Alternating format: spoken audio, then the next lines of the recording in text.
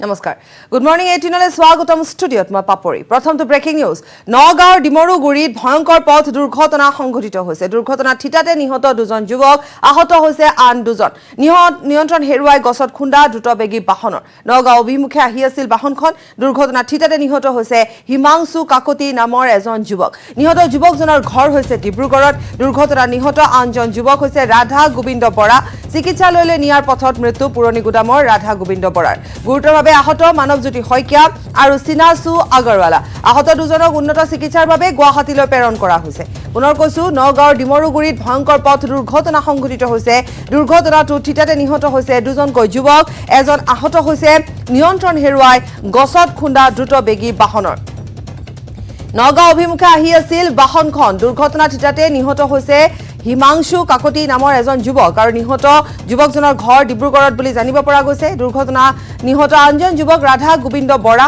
চিকিৎসালয়লৈ নিয়াৰ পথত মৃত্যু হৈছে পুৰণি গুদামৰ ৰাধা গোবিন্দ বৰাৰ আৰু গুৰুতৰভাৱে আহত হৈছে মানৱজ্যোতি শইকীয়া আৰু সিনাসু আগৰৱালা আহত দুজনক উন্নত চিকিৎসাৰ বাবে গুৱাহাটীলৈ প্ৰেৰণ কৰা হৈছে নিয়ন্ত্ৰণ হেৰুৱাই এই দুৰ্ঘটনা সংঘটিত হৈছে এটা ভয়ংকৰ দুৰ্ঘটনা সংঘটিত হৈছে নগাঁও অভিমুখে আহি আছিল ঠিতাতে নিহত হৈছে হিমাংশু কাকতি নামৰ এজন যুৱক আৰু যুৱকজনৰ ঘৰ ডিব্ৰুগড়ত বুলি জানিব পৰা গৈছে আৰু আনজন যুৱক নিহত হোৱা যুৱক পুৰণি গুদামৰ বুলি জানিব পৰা গৈছে নাম ৰাধা গোবিন্দ বৰা নগাঁৱৰ ডিমৰুগুৰিতে ভয়ংকৰ পথ দুৰ্ঘটনা সংঘটিত হৈছে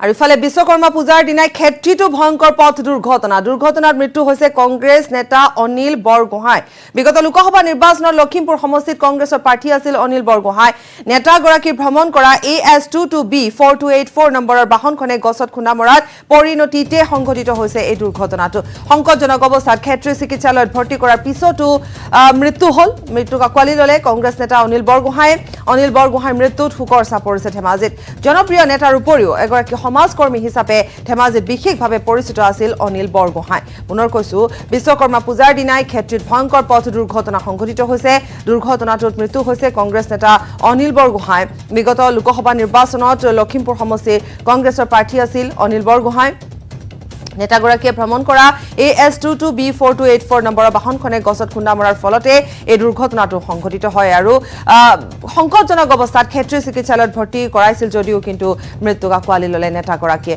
শোকৰ ছাপ পৰিছে ধেমাজিত এগৰাকী জনপ্ৰিয় নেতা আছিল কংগ্ৰেছ নেতা আছিল এগৰাকী জনপ্ৰিয় সমাজকৰ্মী হিচাপেও যিহেতু পৰিচিত আছিল আৰু ইতিমধ্যে আমি জনাইছো যে সংকটজনক অৱস্থাত ক্ষেত্ৰী চিকিৎসালয়ত ভৰ্তি কৰাইছিল যদিও বা মৃত্যুক আঁকোৱালি ল'লে কংগ্ৰেছ নেতা অনিল বৰগোহাঁই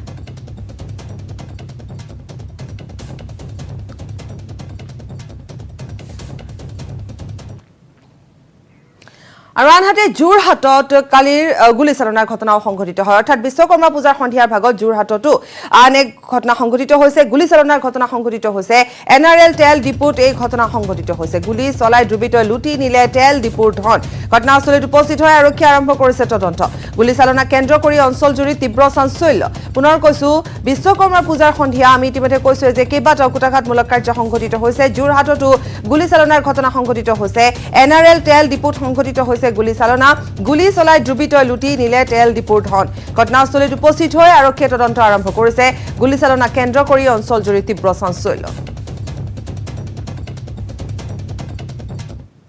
कि 300 के तेल डाल दो पल्सर बाइक था पुराना वाला तो उसके बाद हमने तेल डाल दिया तेल डालने के बाद तेल कंप्लीट नोजल हमने रख दिया हाँ रखने के बाद नोजल रखने के बाद में उसने पिस्टल निकाल सीधे फायरिंग कर दिया नीचे हाँ फायरिंग करने के बाद में हमको पिस्टल दिखा के बोलता है जो कैश है वो दे दो नहीं तो गोली मार देगा तुमको हमारे पास जो कैश था हम डर गया हम जो कैश था उसको हम दे दिया फिर उसने बाइक में बैठ के बाईपास की तरफ अजंता बाईपास की तरफ हाँ लड़का देखने में कैसा था लड़का में हल्का ज़्यादा पतला भी नहीं था मोटा भी नहीं था मीडियम क्लास का था और सांवला था और माथा में जो चोटी बांध रखा था यहाँ पे अच्छा ठीक है और पहनने में कैसा पहना था पहने हुए तो ब्लैक कलर का मतलब जो टी शर्ट था और आर्मी लोग जो पैंट जो पहनता है वो आर्मी कलर का जो पैंट है वो पैंट था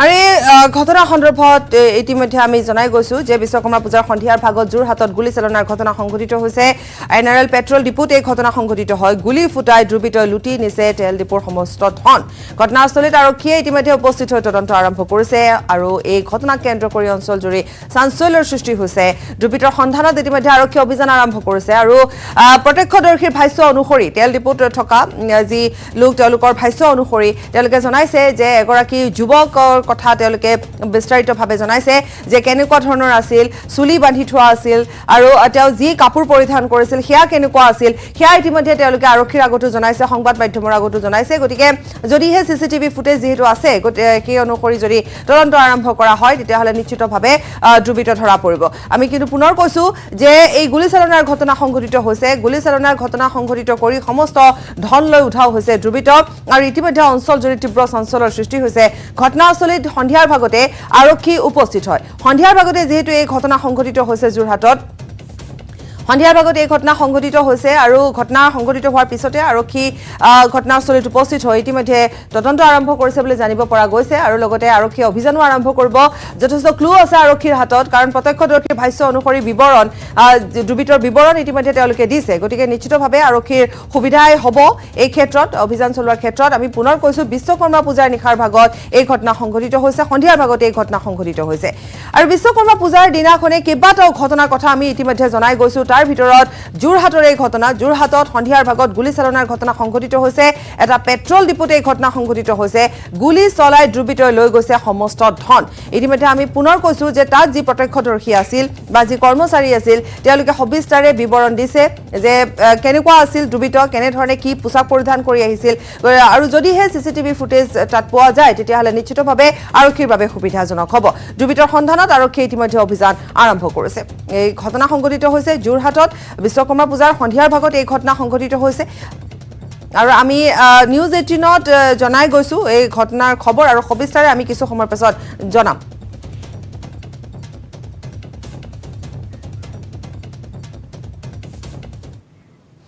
কোভিড টিকাকৰণত ভাৰতৰ অভিলেখ এদিনতে 2,60,00,000 কোভিড টিকাকৰণ প্ৰধানমন্ত্ৰী নৰেন্দ্ৰ মোদীৰ জন্মদিন উপলক্ষে মেগা কোভিড টিকাকৰণ অভিযান চলাই কোভিড টিকাকৰণৰ অভিলেখ ৰচিলে ভাৰতে অসমতো অভিলেখ গঢ়িলে কোভিড প্ৰতিষেধক অভিযানে অসমত এদিনতে প্ৰায় 7,30,000 প্ৰতিষেধক প্ৰদান কৰা হৈছে মেগা কোভিড টিকাকৰণক লৈ অসমবাসীৰ ব্যাপক সঁহাৰি শুকুৰবাৰে ৰাজ্যত 7,29,734 গৰাকী লোকে কোভিডৰ টিকা ল'লে ৰাজ্যবাসী স্বাস্থ্যকৰ্মীলৈ ধন্যবাদ জ্ঞাপন কৰিছে স্বাস্থ্যমন্ত্ৰী কেশৱ মহন্তই পুনৰ কৈছো কোভিড টিকাকৰণত ভাৰতৰ অভিলেখ এদিনতে 2,60,00,000 কোভিড টিকাকৰণ সম্পন্ন হৈছে প্ৰধানমন্ত্ৰী নৰেন্দ্ৰ মোদীৰ জন্মদিন উপলক্ষে মেগা কোভিড টিকাকৰণ অভিযান চলাই কোভিড টিকাকৰণৰ অভিলেখ ৰচিলে ভাৰতে অসমতো অভিলেখ গঢ়িলে কোভিড প্ৰতিষেধক অভিযানে অসমত এদিনতে প্ৰায় 7,30,000 প্ৰতিষেধক প্ৰদান কৰা হৈছে মেগা কোভিড টিকাকৰণক লৈ অসমবাসীয়ে ব্যাপক সঁহাৰি জনাইছে শুকুৰবাৰে ৰাজ্যত 7,29,734 গৰাকী লোকে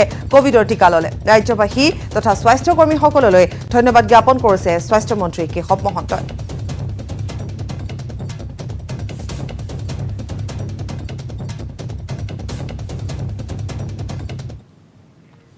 বিশ্বকৰ্মা পূজাৰ মাজত মহানগৰীতো এক অঘটন সংঘটিত হৈছে এজন ব্যক্তিক হানি খুচি হত্যাৰ চেষ্টা কৰা হয় চুৰিকাঘাটত গুৰুতৰভাৱে আহত হৈছে অমৃত গিৰি জিয়াউৰ ৰহমানৰ বিৰুদ্ধে আক্ৰমণৰ অভিযোগ উত্থাপিত হৈছে অভিযুক্ত জিয়াউৰ ৰহমানক আটক কৰিছে আৰক্ষীয়ে আটগাঁৱৰ ৱৰ্ল্ড মটৰ পাৰ্টছ মাৰ্কেটতে ভয়ংকৰ ঘটনা সংঘটিত হৈছে পূৰ্বেও অমৃতক হত্যাৰ ভাবুকি দিছিল জিয়াউৰে ঘটনাক লৈ আটগাঁও 4 নং গেটত তীব্ৰ উত্তেজনা ঘটনাস্থলীত আৰক্ষী CRPF বাহিনী মুতায়ন কৰা হৈছে বিশ্বকৰ্মা পূজাৰ মাজতে মহানগৰীত অঘটন সংঘটিত হৈছে এজন ব্যক্তিক হানি খুচি হত্যাৰ চেষ্টা চলাই অমৃত গিৰি নামৰ এই লোকজন ইতিমধ্যে চিকিৎসালয়ত ভৰ্তি হৈছে চুৰিকাঘাটত গুৰুতৰভাৱে আহত হৈছে এগৰাকী লোক যাৰ নাম অমৃত গিৰি আৰু জিয়াউৰ ৰহমানৰ বিৰুদ্ধে এই আক্ৰমণৰ অভিযোগ উত্থাপিত হৈছে অভিযুক্ত জিয়াউৰ ৰহমানক ইতিমধ্যে আৰক্ষীয়ে আটক কৰিছে কি কোট মাৰিছে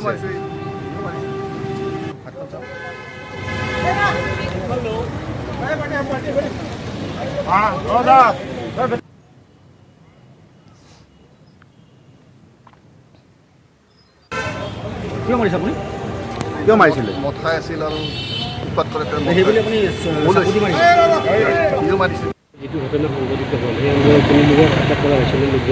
হয় যিজন ব্যক্তিয়ে মানে আক্ৰমণ কৰিছিলে জিয়াউৰ ৰহমান নামৰ ব্যক্তিজন তেখেতক আমি ইতিমধ্যে আটক কৰিছোঁ। আমি থানালৈ এতিয়া আনিছোঁ। তেখেতক সোধপোছ কৰি থকা হৈছে। নাই, তেখেতক ইতিমধ্যে আমি GMC-লৈ প্ৰেৰণ কৰিছোঁ। তাত চিকিৎসাধীন হৈ আছে। এতিয়া যিহেতুকে ঘটনা হোৱাৰ সময়ত তেওঁ আগতেই থানাত তেওঁক পঠিয়াই দিয়া গ'ল। এই মুহূৰ্তলৈকে আমি গম নাপাওঁ আঘাত, কিন্তু তেওঁ এতিয়া চিকিৎসাধীন হৈ আছে। তেওঁ ভাল অৱস্থাত আছে বুলি কৈছে। সংকটমুক্ত যিটো ক'ব বিচাৰিছোঁ। আন এক ব্ৰেকিং নিউজ, কোকৰাঝাৰত আৰক্ষীৰ এনকাউণ্টাৰ। কোকৰাঝাৰৰ লাংচুঙত আৰক্ষীৰ এনকাউণ্টাৰত নিহত দুজন ULB-ৰ সদস্য। নিহত দুই সদস্য কোকৰাঝাৰৰ বিছমুৰী অঞ্চলত ধন দাবীত জড়িত থকাৰ অভিযোগ। কোকৰাঝাৰৰ RNB হাস্পতালত ৰখা হৈছে মৃতদেহ দুটা। পুনৰ কৈছো, কোকৰাঝাৰত আৰক্ষীৰ এনকাউণ্টাৰ। কোকৰাঝাৰৰ লাংচুঙত আৰক্ষীয়ে এনকাউণ্টাৰ কৰে। এনকাউণ্টাৰত নিহত দুজন ULB-ৰ সদস্য। নিহত দুই সদস্য কোকৰাঝাৰৰ বিছমুৰী অঞ্চলত ধন দাবীত জড়িত থকাৰ অভিযোগ। কোকৰাঝাৰৰ RNB হাস্পতালত ৰখা হৈছে মৃতদেহ দুটা।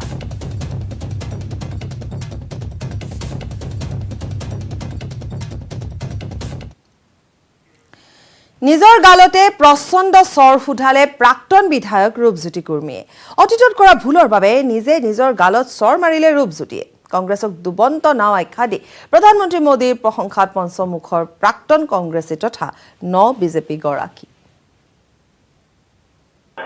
মই দেশৰ প্ৰধানমন্ত্ৰী নৰেন্দ্ৰ মোদী ডাঙৰীয়াৰ বিপক্ষে এক প্ৰকাৰে কোৱাৰ দৰে হ'ল। তাৰ কাৰণে মই আজি দেশখন নামঘৰত আচুকাৰী সেৱা কৰিছোঁ আৰু মই ইতিমধ্যে ক্ষমা বিচাৰিছোঁ।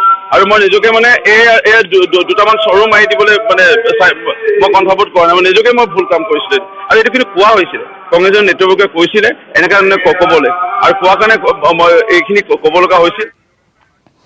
আৰু গোৱালপাৰাত ৰাজ্যিক বিজেপি মহিলা মৰ্চাৰ সভানেত্ৰী আঙুৰলতা ডেকাই দৰ্শন কৰিলে শ'লমাৰী কালী মন্দিৰ। প্ৰধানমন্ত্ৰী নৰেন্দ্ৰ মোদীৰ জন্মদিন উপলক্ষে শ'লমাৰী কালী মন্দিৰত ৭১ গছি বন্তি প্ৰজ্বলন কৰে আঙুৰলতাই। শ'লমাৰী কালী মন্দিৰত সেৱা জনাই প্ৰধানমন্ত্ৰীগৰাকীৰ সুস্বাস্থ্য আৰু দীৰ্ঘায়ু কামনা কৰে বিজেপি নেত্ৰীগৰাকীয়ে। প্ৰথমতেইটো আজি বিশ্বকৰ্মা পূজা, গতিকে বিশ্বকৰ্মা পূজাৰ সমগ্ৰ অসমবাসী ৰাইজক মই শুভেচ্ছা জ্ঞাপন কৰিছোঁ আপোনালোকৰ জৰিয়তে। আজি এটা শুভ দিন আৰু বিশ্ব খনিকৰ শ্ৰীচৰণত প্ৰণিপাত জনাইছোঁ, যাতে আমাৰ সমাজৰ পৰা অশুভ শক্তিবিলাক আঁতৰ হয় আৰু নতুন চিন্তাৰে যাতে আমি কাম কৰি আগবাঢ়ি যাব পাৰোঁ, আশীৰ্বাদ বিচাৰিছোঁ। লগতে আমাৰ ভাৰতীয় জনতা পাৰ্টিৰ কাৰণে আজি এটা বিশেষ দিন যে আমাৰ ভাৰতবৰ্ষৰ মাননীয় প্ৰধানমন্ত্ৰী আমাৰ নৰেন্দ্ৰ মোদী ডাঙৰীয়া দেৱৰ আজি জন্মদিন, আৰু সেই উপলক্ষে আজি ভাৰতীয় জনতা পাৰ্টীয়ে আমাৰ ৰাজ্যিকৰ তৰফৰ পৰা আৰু আমাৰ ৰাষ্ট্ৰীয় তৰফৰ পৰা বিশেষ কাৰ্যসূচী গ্ৰহণ কৰিছে। আৰু আমি যিহেতু ভাৰতবৰ্ষখন এক বৈভৱশালী ৰাষ্ট্ৰ হিচাপে আমি নিৰ্মাণ কৰাৰ কথা আমি প্ৰায়ে কৈ থাকোঁ, গতিকে এই ৰাষ্ট্ৰখনক আমি বিশ্বগুৰু আসনত বহুৱাবৰ কাৰণে আমাৰ ৰাষ্ট্ৰনেতাগৰাকী শক্তিশালী হ'ব লাগিব। সেইকাৰণে আজি তেখেতৰ জন্মদিন উপলক্ষে আমি অসমৰ বিভিন্ন প্ৰান্তত আমাৰ যিবিলাক আমাৰ মঠ মন্দিৰ আছে, মছজিদ আছে, গীৰ্জা আছে, সকলোতে তেখেতৰ সুস্বাস্থ্য আৰু দীৰ্ঘায়ু কামনা কৰি আমি শৰাই আগবঢ়াইছোঁ। দেশজুৰি উদযাপন কৰা হৈছে প্ৰধানমন্ত্ৰী নৰেন্দ্ৰ মোদীৰ ৭১ সংখ্যক জন্মদিন। প্ৰধানমন্ত্ৰীগৰাকীৰ জন্মদিন উপলক্ষে বিজেপিয়ে হাতত লৈছে ২০ দিনীয়া সেৱা আৰু সমৰ্পণ অভিযান। অসম প্ৰদেশ বিজেপিয়েও বিভিন্ন কাৰ্যসূচী ৰূপায়ণ কৰি উদযাপন কৰিলে প্ৰধানমন্ত্ৰীগৰাকীৰ জন্মদিন।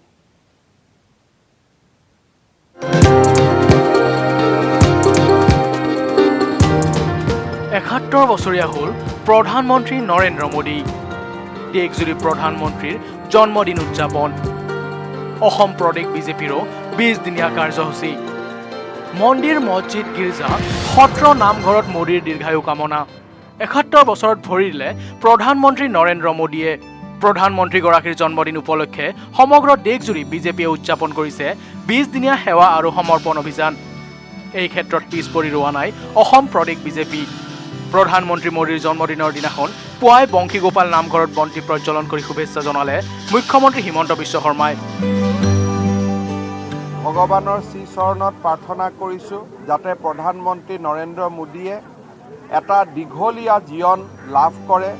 প্ৰধানমন্ত্ৰীৰ জন্মদিন উপলক্ষে শক্তিপীঠ কামাখ্যাত পূজা অৰ্চনা কৰিলে ৰাজ্যিক বিজেপিৰ নেতৃত্বই।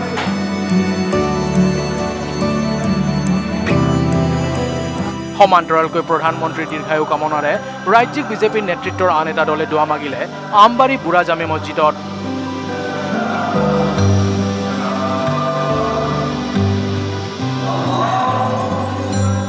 ইপিনে প্ৰধানমন্ত্ৰীৰ জন্মদিন উপলক্ষে বৰপেটা সত্ৰত শৰাই আগবঢ়াই আঁঠু ল'লে মন্ত্ৰী ৰঞ্জিত দাসে। পুৱাই জিলা বিজেপিৰ সভাপতি তথা দলীয় কাৰ্যকৰ্তাক লগত লৈ বৰপেটা সত্ৰত প্ৰধানমন্ত্ৰীৰ সুস্বাস্থ্য আৰু দীৰ্ঘায়ু কামনা কৰে মন্ত্ৰীগৰাকীয়ে। প্ৰধানমন্ত্ৰী ডাঙৰীয়াৰ জন্মদিনৰ সংগতি ৰাখি আমাৰ দলে ইতিমধ্যে বিভিন্ন কাৰ্যসূচী ৰাখিছে। আজি যেনেকুৱাকৈ বিভিন্ন ধৰ্মানুষ্ঠানত সেৱা কাৰ্যসূচী ৰাখিছে আৰু এনেকুৱাকৈ আমাৰ প্ৰায় 15 দিন ধৰি পেলাই আমাৰ দলৰ তৰফৰ পৰা কাৰ্যসূচী ৰখাৰ উপৰি চৰকাৰেও আমাৰ মাননীয় মুখ্যমন্ত্ৰী ডক্টৰ হিমন্ত বিশ্ব শৰ্মা ডাঙৰীয়াই আমাক কৈছিলে যে আমি আজিৰ তাৰিখত মাননীয় প্ৰধানমন্ত্ৰী ডাঙৰীয়াৰ জন্মদিনৰ প্ৰতি সন্মান জনাই আমি সমগ্ৰ অসমত আমি 8 লাখ আমি আজি ভেকচিন প্ৰদানৰ কাৰণে সিদ্ধান্ত গ্ৰহণ কৰিছোঁ। বিজেপিৰ SC মৰ্চাইও বিভিন্ন কাৰ্যসূচী ৰূপায়ণ কৰি উদযাপন কৰিলে প্ৰধানমন্ত্ৰী মোদীৰ জন্মদিন। SC মৰ্চাৰ গুৱাহাটীৰ মহানগৰ জিলা সমিতিয়ে হৰিজন কলনীত স্বচ্ছতা কাৰ্যসূচী ৰূপায়ণ কৰাৰ লগতে বিতৰণ কৰিলে বিভিন্ন সামগ্ৰী। উজনি নামৰিৰ চৌদিশে এনেদৰে উদযাপন কৰিলে প্ৰধানমন্ত্ৰীগৰাকীৰ ৭১ সংখ্যক জন্মদিন। প্ৰধানমন্ত্ৰীৰ জন্মদিনৰ লগত সংগতি ৰাখি ৰাজ্যিক বিজেপিয়ে আৰম্ভ কৰিছে সেৱা আৰু সমৰ্পণ শীৰ্ষক 20 দিনীয়া অভিযান। Bureau report, news 18 Assam north east.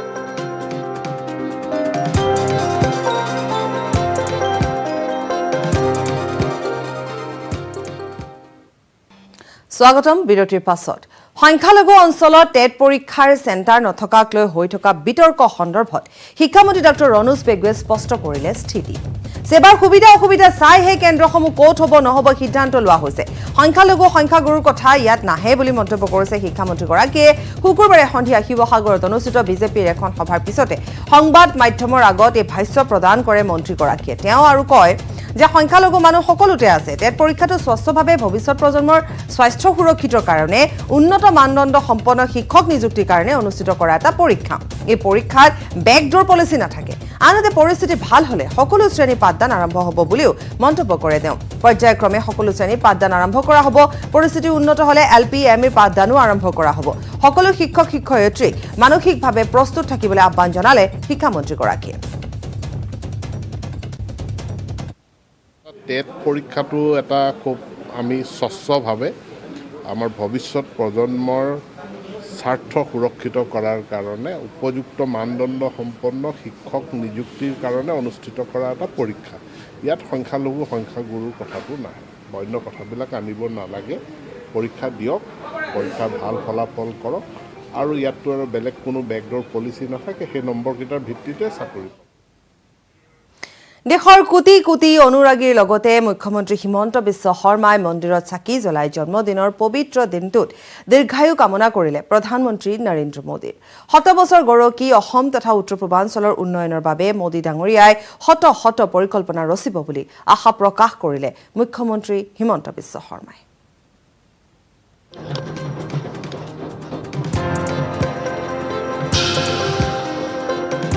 মহানগৰী নামঘৰত চাকি জ্বলাই প্ৰধানমন্ত্ৰী নৰেন্দ্ৰ মোদীৰ দীৰ্ঘায়ু কামনা কৰে মুখ্যমন্ত্ৰী ডঃ হিমন্ত বিশ্ব শৰ্মাই। পশ্চিম বৰাগাঁৱৰ বংশীগোপাল নামঘৰত চাকি জ্বলাই নেদেখাজনৰ ওচৰত আশীষ লৈ প্ৰধানমন্ত্ৰীগৰাকীৰ দীৰ্ঘায়ু কামনা কৰি মুখ্যমন্ত্ৰীগৰাকীয়ে কয়, এই বংশীগোপাল মন্দিৰলৈ আহি আমাৰ ৰাজ্যিক সভাপতি ভৱেশ কলিতা ডাঙৰীয়া আৰু আন সতীৰ্থসকলৰ সৈতে ইয়াত আহি প্ৰধানমন্ত্ৰী নৰেন্দ্ৰ মোদী ডাঙৰীয়াৰ দীৰ্ঘ জীৱন কামনা কৰিছোঁ, যাতে প্ৰধানমন্ত্ৰী নৰেন্দ্ৰ মোদীয়ে এটা দীঘলীয়া জীৱন লাভ কৰে। তেওঁ লগতে কয়, ৰাইজৰ হৈ তেওঁ সেৱা কৰিব পাৰে আৰু উত্তৰ পূৰ্বক দেশৰ মুখ্য ধাৰালৈ লৈ যোৱাৰ তেখেতৰ যি সপোন, সেই সপোন তেখেত যাতে বাস্তৱত ৰূপায়িত কৰিব পাৰে। ভাৰতক বিশ্বগুৰুৰ আসনত ৰখাৰ যি সপোন, সেই সপোনো যাতে বাস্তৱত ৰূপায়িত কৰিব পাৰে বুলি প্ৰাৰ্থনা কৰে মুখ্যমন্ত্ৰী ডঃ হিমন্ত বিশ্ব শৰ্মাই। ভাৰতক বিশ্বগুৰু আসনত অধিষ্ঠিত কৰাৰ তেখেতৰ যি সপোন, সেই সপোন যাতে বাস্তৱত ৰূপায়িত হ'ব পাৰে। উল্লেখ্য যে শুকুৰবাৰে দেশজুৰি ভাৰতৰ প্ৰধানমন্ত্ৰী নৰেন্দ্ৰ মোদীৰ জন্মদিন পালন কৰা হয়। প্ৰধানমন্ত্ৰী মোদীৰ ৭১তম জন্মদিন 20 দিনীয়াকৈ সেৱা আৰু সমৰ্পণ অভিযান হিচাপে পালন কৰে। অহা 7 অক্টোবৰলৈকে উদযাপন কৰা হ'ব এই সেৱা আৰু সমৰ্পণ অভিযান। এই গোটেই জন্ম দিৱস আৰু ইয়াৰ পৰৱৰ্তী সময়ছোৱাত ভাৰতীয় জনতা পাৰ্টীৰ অসম ৰাজ্যিক কমিটিয়ে সেৱা আৰু সমৰ্পণ পষেক হিচাপে আমি পালন কৰিম। এই সেৱা আৰু সমৰ্পণৰ কাৰ্যকালৰ সময়ছোৱাত মন্ত্ৰী বিধায়ক দলৰ বিষয়ববীয়া আৰু দলৰ সকলো কাৰ্যকৰ্তাই দলৰ নীতি আৰু আমি যি ৰচনা কৰিছোঁ সেই ৰচনা অনুসৰি বিভিন্ন সামাজিক কামত নিজকে নিয়োজিত কৰিব। বলেন ভট্টাচাৰ্যৰ report, news 18 Assam north east.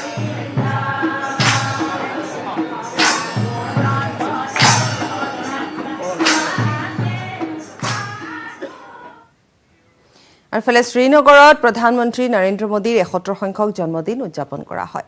প্ৰধানমন্ত্ৰীৰ জন্মদিন উপলক্ষে ইউনানী ঔষধৰ আঞ্চলিক গৱেষণা প্ৰতিষ্ঠানৰ প্ৰাংগণত গছপুলি ৰোপণ কৰা হয় আৰু এই কাৰ্যসূচীত অংশগ্ৰহণ কৰে কেন্দ্ৰীয় মন্ত্ৰী সৰ্বানন্দ সোণোৱালে। ৭১টা ঔষধি গছপুলি ৰোপণ কৰি উদযাপন কৰিলে প্ৰধানমন্ত্ৰী নৰেন্দ্ৰ মোদীৰ ৭১ সংখ্যক জন্মদিন।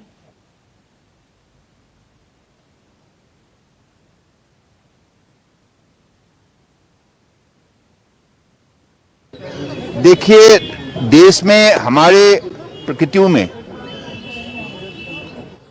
जो नेचुरल एनवायरनमेंट है, इसमें जो शक्ति संपदा और संभावना जो है उनको उजागर करने के लिए हमारे मंत्रालय प्रतिबद्ध है और हमारे देश के आदर्शवादी नेता प्रधानमंत्री नरेंद्र मोदी जी ने हमेशा इनको बढ़ावा देने का काम किया है और हमें भी उत्साहित किया है, हमें भी सहयोग किया है और हमें भी आदेश जारी किया है कि इनको देश के कोने कोने में बसा हुआ जो भी शक्ति है उसको आप विशेष रूप से साइंटिफिक ढंग से उसको रिसर्च कीजिए और उनकी गुण को आप मूल्यांकन कीजिए ताकि अगले दिनों में जनता की स्वास्थ्य सुरक्षित करने में आयुष विभाग भी एक महत्वपूर्ण कदम उठा सकते हैं।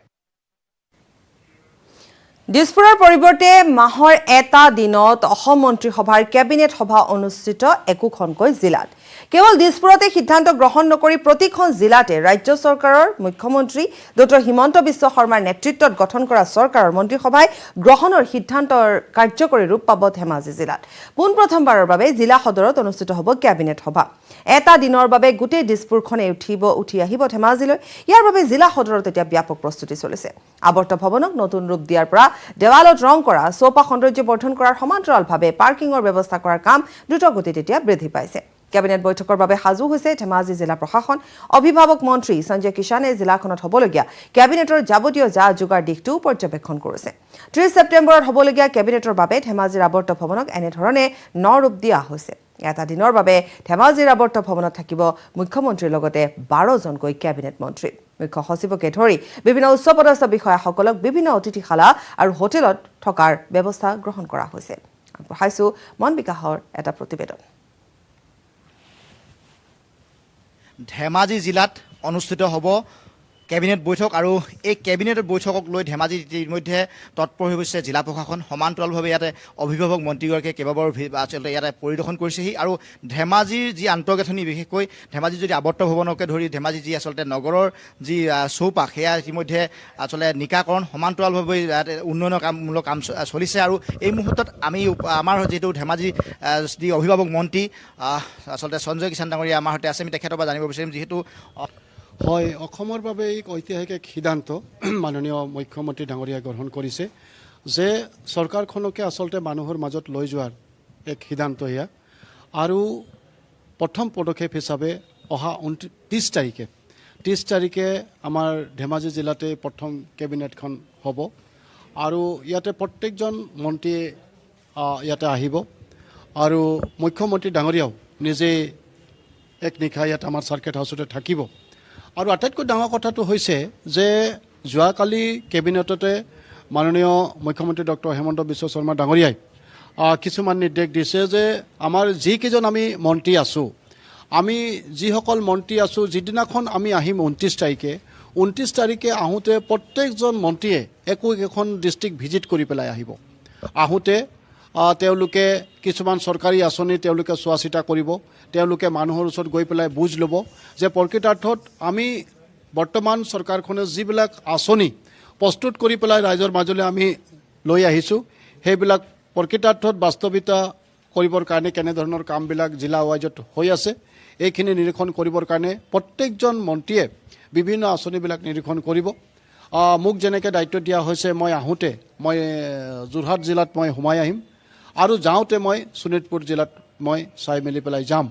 তো গতিকে ইয়াতে যেনেকৈ বিভিন্ন চৰকাৰী আঁচনিবিলাক আপোনালোকে জানে যে প্ৰধানমন্ত্ৰী যোজনাই হওক বা অংগনবাড়ীৰ চেণ্টাৰৰ কামেই হওক বা বিভিন্ন ৰাস্তা পদূলিৰ কামেই হওক সেইখিনিও আমি চোৱা চিতা কৰিম।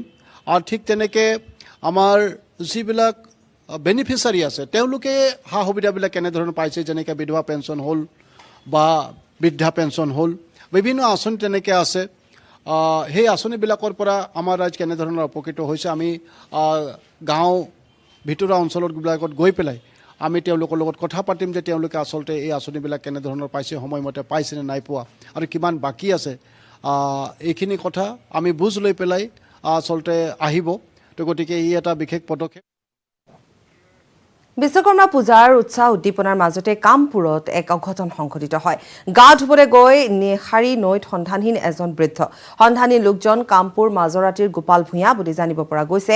আৰক্ষীৰ লগতে SDRF বাহিনীয়ে চলাইছিল অভিযান, কিন্তু বৰ্তমানেও ব্যক্তিগৰাকীৰ সন্ধান লাভ কৰিবলৈ সক্ষম হোৱা নাই উদ্ধাৰকাৰী দলে। পুনৰ কৈছোঁ, বিশ্বকৰ্মা পূজাৰ উৎসাহ উদ্দীপনাৰ মাজতে এটা অঘটন সংঘটিত হৈছে। এগৰাকী বৃদ্ধই গা ধুবলৈ যাওঁতেই নিৰুদ্দেশ হৈ পৰিছে, সন্ধানহীন হৈ পৰিছে। সন্ধানহীন লোকজনৰ কামপুৰ মাজৰাতিৰ গোপাল ভূঞা বুলি জানিব পৰা গৈছে। আৰক্ষীৰ লগতে SDRF বাহিনীয়ে অভিযান চলায়, কিন্তু বৰ্তমানেও ব্যক্তিগৰাকীৰ সন্ধান লাভ কৰিবলৈ সক্ষম হোৱা নাই উদ্ধাৰকাৰী দল। পানীত গা ধুবলৈ আহিছিলে। 70 বছৰমান তাৰ বয়স হৈছে, কিন্তু গা সি পায় ইয়াতেই ধুৱে, তাৰমানে নদীতেই ধুৱে, এই দমকলত গা নোধুৱে। এতিয়া মানুহটো তাৰমানে অকণমান দুৰ্বল যদি চলি ফুৰিব পাৰে আৰু গা ধুবলৈ আহি হেৰিটো চোলাটো হেৰিয়াতে থ'লে, পাৰতে থ'লে, তাই পেলাই গা ধুওঁতে এনেকৈ মাৰোঁতে বোলে ওচৰত মানুহ এটাই দেখিছে। এবাৰ তললৈ গ'ল আৰু গৈ পেলাই আকৌ ওপৰলৈ আহি তাৰপৰা গুচি গ'ল আৰু তললৈ। নাম কি আছিলে? নাম গোপাল ভূঞা। গোপাল ভূঞা। প্ৰায় ইয়াতে গা কিমান সময় হ'ল? সময় ৰাতিপুৱা 10টামান হৈছে নেকি, 10টামানতে হৈছে, 10টামানতে। হাজোৰ কোঁৱৰপুৰ বালাত 12 বছৰীয়া কিশোৰীক যৌন নিৰ্যাতন চলাই আটক হৈছে 65 বছৰীয়া এজন লোক। আৰু মানৱ সমাজক লজ্জানত কৰা আন এক জঘন্য ঘটনা এতিয়া পোহৰলৈ আহিছে তীৰ্থনগৰী হাজোৰ পৰা। হাজোৰ কোঁৱৰপুৰ বালাত সংঘটিত হৈছে এই ঘটনাটো। 65 বছৰীয়া এজন লোকৰ কামনাৰ বলি হৈছে এগৰাকী 12 বছৰীয়া কিশোৰী। ঘৰত কোনো নথকাৰ সুযোগ লৈ কিশোৰীগৰাকী কোঁৱৰপুৰ বালা অঞ্চলৰ চাইফত আলী নামৰ লোকজনে যৌন নিৰ্যাতন চলোৱাৰ অভিযোগ উত্থাপিত হৈছে। তামোল খোৱাৰ চলেৰে ঘৰৰ ভিতৰত প্ৰৱেশ কৰি কিশোৰীগৰাকীক 65 বছৰীয়া এইটো লম্পতে ধৰ্ষণ কৰাৰ অভিযোগ উত্থাপন কৰিছে কিশোৰীগৰাকীৰ পৰিয়ালৰ লোকে। এই ঘটনা সংঘটিত কৰাৰ পিছতেই ঘৰত কিশোৰীগৰাকীৰ মাতৃ উপস্থিত হৈ অভিযুক্ত চাইফত আলীক পৰায়ত কৰি ওলোৱাৰ সময়তে চেক বুজি পলায়ন কৰে লম্পট চাইফে। আৰু এই ঘটনা সন্দৰ্ভত কিশোৰীগৰাকীৰ পৰিয়ালৰ লোকে হাজো আৰক্ষী থানাত এজাহাৰ দাখিল কৰাৰ পিছত শুকুৰবাৰে নিশা অভিযুক্ত চাইফত আলীক আৰক্ষীয়ে আটক কৰিবলৈ সক্ষম হয়। এই ঘটনা সন্দৰ্ভত ইতিমধ্যে হাজো আৰক্ষীয়ে সোধা পোছা অব্যাহত ৰাখিছে চাইফত। চাইফত আলী নামৰ মানুহ ব্যক্তি এজনে কোঁৱৰপুৰ বালাৰ তেওঁ কোনো ঘৰত নথকা অৱস্থাত ছোৱালীজনীক বলপূৰ্বক কৰি বেয়া কৰ্ম কৰে। সেই মৰ্মে আমি এখন আজি থানাত এজাহাৰ দি পাইছোঁ, এই ব্যক্তিজনে যেন উচিত শাস্তি পায়। আৰু খবৰ আছে, সময় বিৰতি। ইমান ষ্ট্ৰং যে 20% কমকৈ লাগে। ষ্ট্ৰং আৰু বুদ্ধিয় মাইথান নিৰ্মাণৰ মানদণ্ড।